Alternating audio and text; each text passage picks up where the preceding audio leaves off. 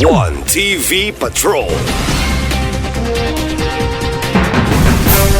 Bureau of Fire Protection Osamis nagpasalamat sa padayong suporta sa Osamis City Hall. Anong detalye ni Johnny Tom?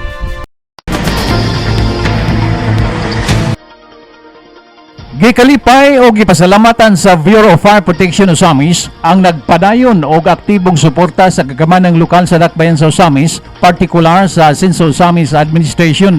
Sa pahayag sa bagong acting City Fire Marshal, Fire Inspector Precious Marciano Cortez, nga pipila sa mga butang nga gikinahanglan karon sa City Fire Station mao ang dugang mga unit sa fire truck o pagpakondisyon sa mga daang unit aron mabalik kaaktibo ang fleet sa fire truck sa syudad.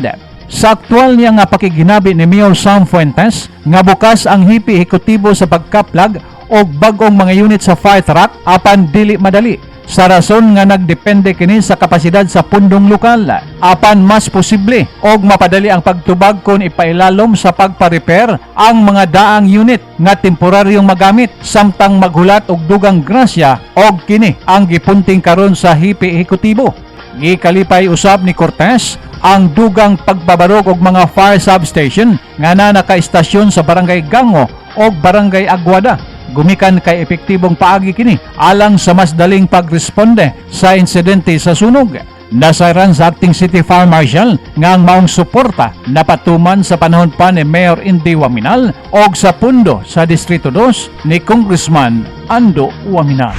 Actually, pag-abot yun ako dito, sir, I was very overwhelmed and amazed because of the relationship between the BFP and our fire brigade and volunteers. Kay grabe yun kay ang coordination, and actually po, sir, they give us radio, which is kinani, which is during fire incident, kami BFP and sa mga fire volunteers na to and fire brigades is makakontakay din mi. So especially kami BFP nga pag-abot na mo sa fire scene o sa among assessment is dako ang sunog, that's the time nga mga na dahil migtabang sa among mga fire brigade and fire volunteers. So through this radio dali ra kay ang coordination. So moto pag-abot gyud ako, sir, I was very overwhelmed and amazed gid. Grabe ang relationship, active, super active gid, sir. Yes. So karon support gid, sir, is especially improvement gid sa sa in terms of our equipments and infrastructure. Kay although naitay bago nga fire truck di ari din ang kuan mo gud na puy ubang fire truck which is karaan na pud yun, sir, then which is need some repair and maintenance, which is gikan po ko courtesy visit kay Mayor Sam, and I am very thankful po because he gave his word nga which is tabangan ni Sir Mayor Sam ang BFP sa pagpaayo sa mga inana nga mga sa mga fire trucks.